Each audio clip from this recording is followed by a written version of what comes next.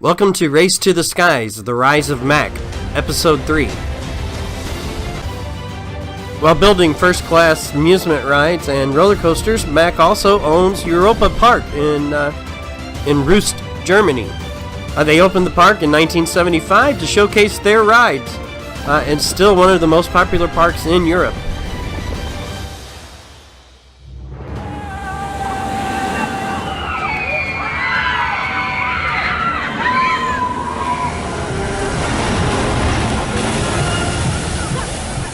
Mack Rides. This family-operated business has a colorful history. They have always been in the forefront of technology and innovation. The company started out in 1780 in a small town of Waldkirch in Germany. Over the years, the company specialized mostly in transportation for the first 140 years until the late 1800s, whenever they started supplying wooden decorations for carousels. For the first 140 years, Mack basically was a livery company. They design and build anything that has to do with transportation. They occasionally dabble in designing amusement rides and carnival rides, such as the carousels and other carnival rides. They did not build their first roller coaster until 1921. When we think of Mack rides, what comes to our head is all the teacups and the wild mouse that has graced amusement park and theme parks all over the world. But they have come a long way since then. So Mack is pretty relatively almost unknown in the United States. We know they make wild mouse and teacups and other carnival rides, but when it comes to coaster in the U.S. landscape, it's pretty much dominated by B&M and Intamin and RMC. But Mack has been in an upsurge. They've been big in Europe, and now they're just making their presence known in the U.S. In the last few years, Mack Rides has been making a big splash in the United States with the introduction of Cobra's Curse in Busch Garden, Tampa in 2016, and Time Traveler in Silver Dollar City in 2018, and next year, Copperhead Strike, a multi-launch coaster scheduled to open in Carowinds. Folks, let's look at the rides. The first category we're going to look at is the water coasters.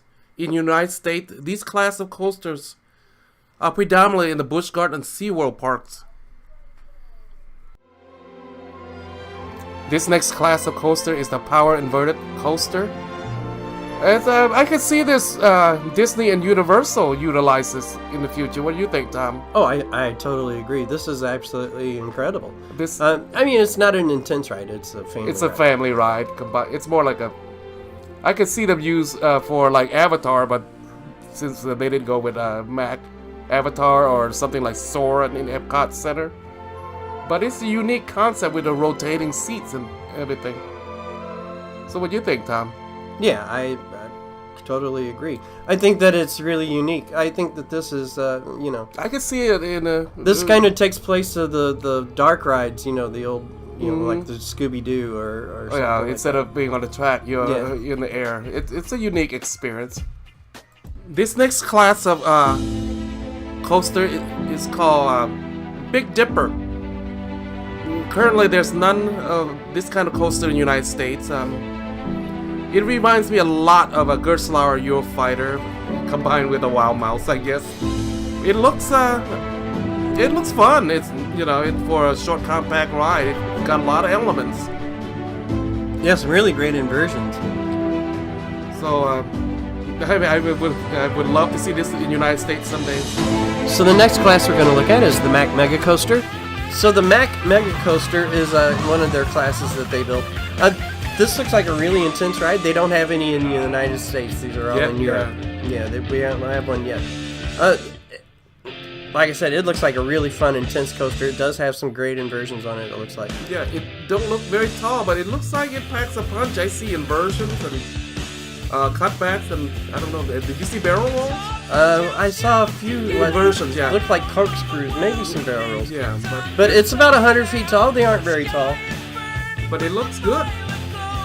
But yeah, this looks very similar to Maverick at Cedar Point. Yeah. Only it's not a launch Yeah. coaster.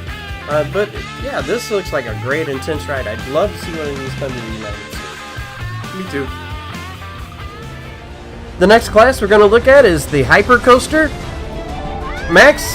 This is Mack's answer to Intamin and B&M's Hyper.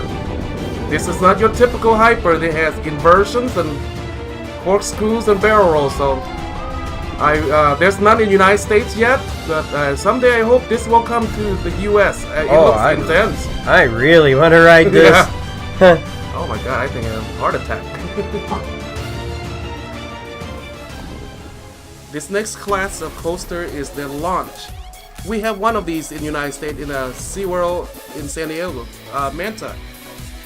This ride is, what do you think? It's intense. This looks really intense. Yeah. It does look a little on the slow side, but the launches look pretty good, and there's some pretty good inversions in this It's like as well. Time Traveler. Yeah, this Cross. looks like a combination of Time Yeah. Traveler and Manta. This is, we've got, it's Helix in Leesburg, Germany.